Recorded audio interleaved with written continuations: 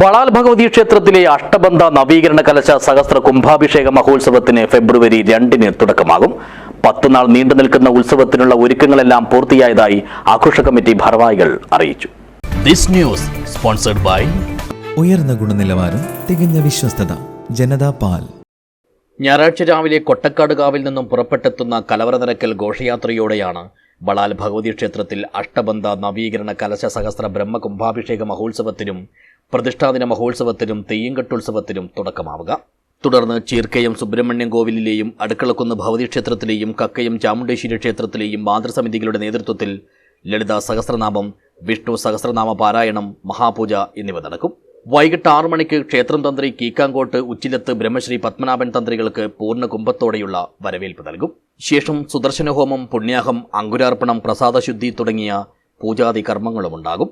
അത്താഴ പൂജയ്ക്ക് ശേഷം സർവൈശ്വര്യ വിളക്ക് പൂജയുമുണ്ട്.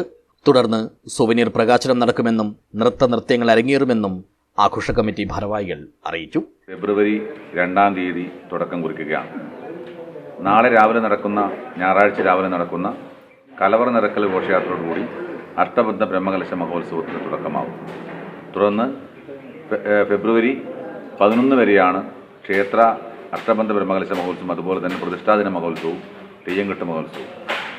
മലയോര മേഖലയിലെ പുരാതന ക്ഷേത്രമായ ബളാൽ ശ്രീ ഭഗവതി ക്ഷേത്രത്തിൽ 16 വർഷങ്ങൾക്ക് ശേഷമാണ് അഷ്ടബന്ധ ബ്രഹ്മകലശ മഹോത്സവം നടക്കുന്നത്. ക്ഷേത്രത്തിലെ അഷ്ടബന്ധ ബ്രഹ്മകലശവുമായി ബന്ധപ്പെട്ട എല്ലാ ഒരുക്കങ്ങളും പൂർത്തിയായി. ഏതാണ്ട് ക്ഷേത്രത്തിലെ ഉത്സവ ദിവസങ്ങളിൽ എല്ലാ ദിവസവും ക്ഷേത്രത്തിൽ അന്നദാനമുണ്ട്. അതുപോലെ തന്നെ കലാപരിപാടികളും മറ്റും നമ്മൾ ക്ഷേത്ര കമ്മിറ്റി ആഘോഷ കമ്മിറ്റിയും ചേർന്ന് ഒരുക്കിയിട്ടുണ്ട്. അതുകൂടാതെ വൈദിക താന്ത്രിക കർമ്മങ്ങൾ നടക്കും. അതുപോലെ തന്നെ അഷ്ടബന്ധ ബ്രഹ്മകലശ മഹോത്സവം, അഷ്ടബന്ധ ലേപനം നടക്കുന്നത് ഫെബ്രുവരി 7-ാം തീയതി രാവിലെ 9:55 മുതൽ 10:55 വരെയുള്ള ശുഭമുഹൂർത്തത്തിലാണ്.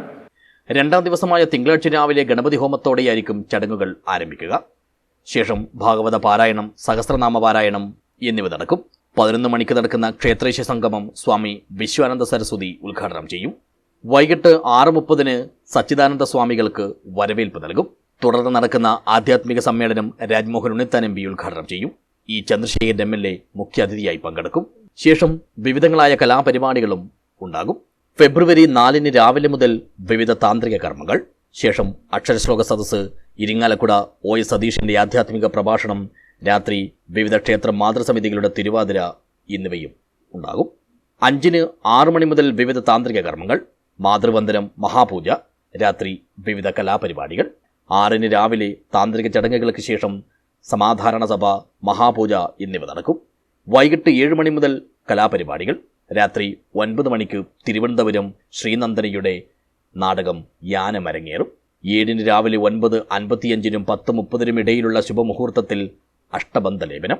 ശേഷം സഹസ്രപരി കലശാഭിഷേകം, ബ്രഹ്മകുംഭാഭിഷേകം. വൈകിട്ട് 7 മണി മുതൽ കലാപരിപാടികൾ. 8:30-ന് കോട്ടയ്ക്കൽ കഥകളി സംഘത്തിൻ്റെ ദക്ഷയാഗം കഥകളിയുമുണ്ട്. 8-ന് രാവിലെ വിവിധ പൂജാതി കർമ്മങ്ങൾ. 10:30-ന് ഭാഗവത ഗീതാഞ്ജലി ഭക്തിഗാനമേള.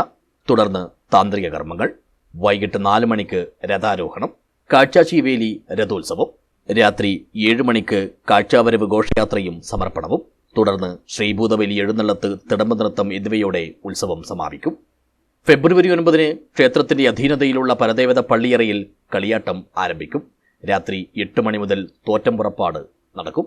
ശേഷം മെഗാ മ്യൂസിക്കൽ നൈറ്റ്, പിന്നാലെ പൊട്ടൻ തെയ്യത്തിന്റെ പുറപ്പാട്. 10-ന് രാവിലെ 10:30 മുതൽ ചാമുണ്ടിയുടെയും വിഷ്ണുമൂർത്തിയുടെയും പുറപ്പാട്. അവസാന ദിനമായ ഫെബ്രുവരി 11-ന് കൊട്ടക്കോട്ടുകാവിൽ കളിയാട്ടം.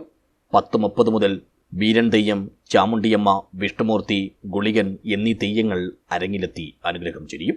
ഉത്സവ നാളുകളിൽ ക്ഷേത്രത്തിലെത്തുന്ന മുഴുവൻ ഭക്തജനങ്ങൾക്കും അന്നദാനമുണ്ടാകുമെന്നും ആഘോഷ കമ്മിറ്റിയുടെ അമരക്കാർ അറിയിച്ചു.